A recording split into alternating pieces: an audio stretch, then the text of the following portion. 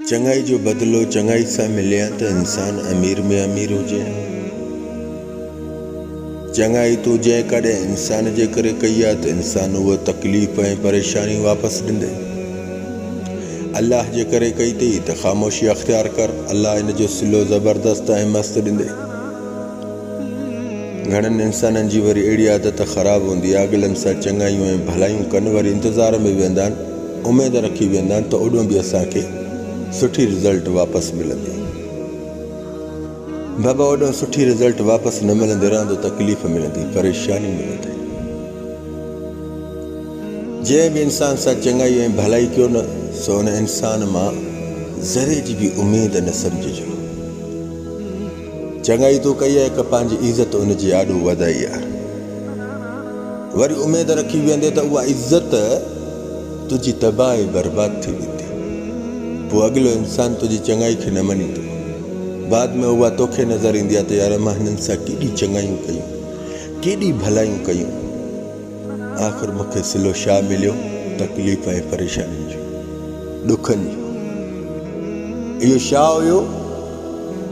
मन तो इंसान जे करे चङाई कई, उन जे करे भलाई कई, पंहिंजे मफ़ाद जे लाइ चङाई कई, पंहिंजे मफ़ाद जे लाइ भलाई कई अॻिले सां। जेकॾहिं अल्लाह जे ख़ातिर के इंसान सां चङाई ऐं भलाई कयो न, त अल्लाह रब्ज़ुल जलाल वल इकराम उनजो सिलो भलो ज़बरदस्त मोटाए ॾींदो।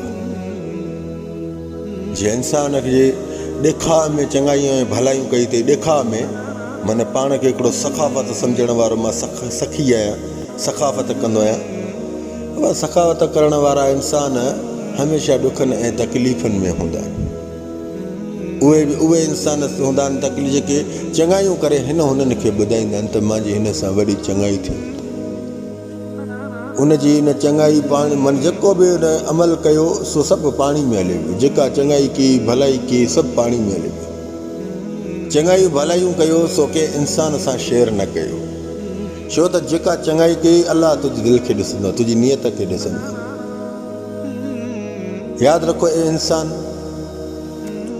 ज़रे जे बराबरि बि के इंसान जी मदद कयो, उनजी मदद खे काथे बि न ॻाइजे। ॻाईंदे उनजो नतीजो ख़राबु वापसि मिलंदो अथई।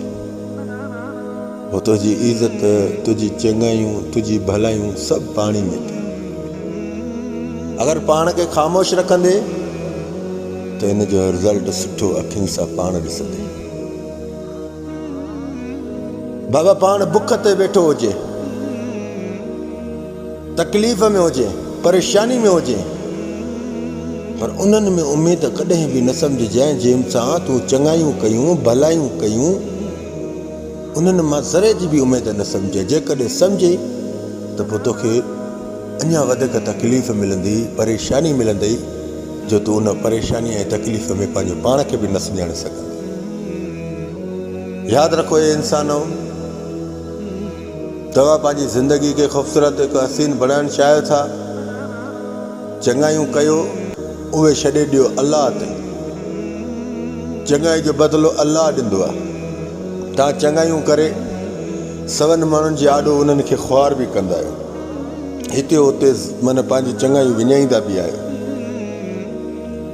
थोरो पाण खे वक़्तु ॾियो, थोरो पाण खे सब्र में रखो त अल्लाह तव्हांखे सिलो जेको मोटाए ॾिए त ज़बरदस्त ऐं मस्तु मोटाए ॾिए। तव्हां उन ते बि सब्र ई न कंदा आहियो।